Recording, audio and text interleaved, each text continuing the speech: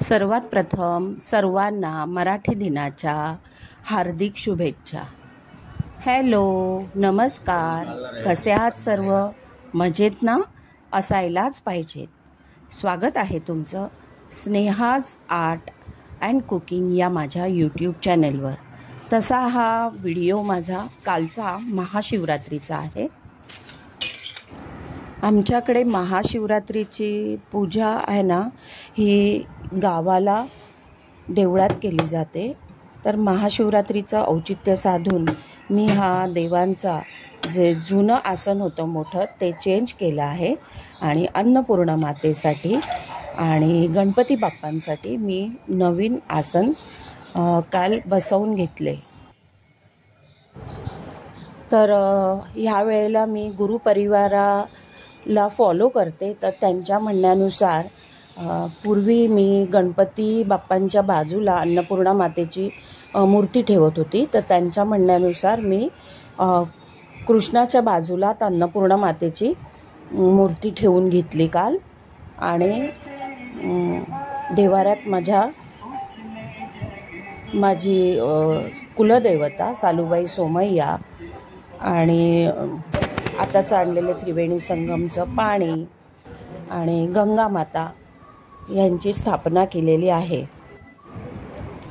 महाशिवरात्रीला महादेवांचं दर्शन घेण्यासाठी मी जवळजवळ रात्री 9-9:30च्या नंतरच गेले, कारण सकाळी खूपच गर्दी होती असं माझा मुलगा म्हणाला। तर थोडंसं शूटिंग करायचं होतं, त्याच्यामुळे मी उशिरा गेले।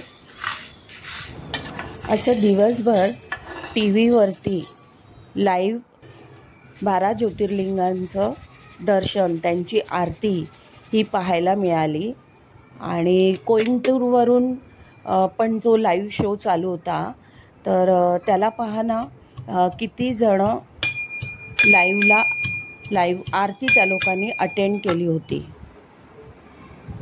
आणि खूप बरं वाटलं अशी ही आरती पाहायला मिळाली, ऐकायला मिळाली। तर माझ्या मुलाने महाशिवरात्रीचा उपवास केला होता म्हणून त्याच्यासाठी हे साबुदाण्याचे पराठे, साबुदाणा थोडा भाजून घेतला, नंतर तो मिक्सरला बारीक करून घेतला, छान चाळणीने चाळून घेतला, बटाटे उकडून घेतले, ते बटाटे किसणीवर किसून घेतले, खलबत्त्यात आलं 1 इंच आलं आणि 3-4 मिरच्या घेऊन त्या वाटून घेतल्या आणि वाटलेलं आलं मिरचीचं पेस्ट ही त्या पिठामध्ये टाकून घेतली आणि चवीला मीठ। उपवासाला बहुतेक करून सैंधव मिठाचा वापर करतात, पण मी साध्या मिठाचाच वापर केला आहे। तर तुम्हाला पाहिजे तर तुम्ही सैंधव मिठाचा वापर करू शकता। आणि हा जो बटाटा टाकला आहे तो बाइंडिंगसाठी आहे। तर ह्या बटाट्यामध्येच हे पीठ मळून घ्यायचं आहे, वरतून तेल टाकून ते छान मळून घ्यायचं आहे आणि 10-15 मिनिटासाठी हे पीठ असेच ठेवून घ्यायचं आहे। त्याच्यानंतर ते पुन्हा छान मळून घ्यायचं आहे आणि त्याचा व्हिडिओत दाखवल्याप्रमाणे पराठा करून घ्यायचा आहे। पराठा लाटताना तो थोडासा साईडने फाटतो, त्याच्यामुळे काय करायचं आहे, एखादं डब्याचं छान झाकण घ्यायचं आहे आणि त्याने त्या पराठ्याला गोल आकार द्यायचा आहे। तर मी हे झाकण घेऊन पराठ्याला गोल आकार दिला आणि नंतर तो पराठा भाजून घ्यायचा आहे।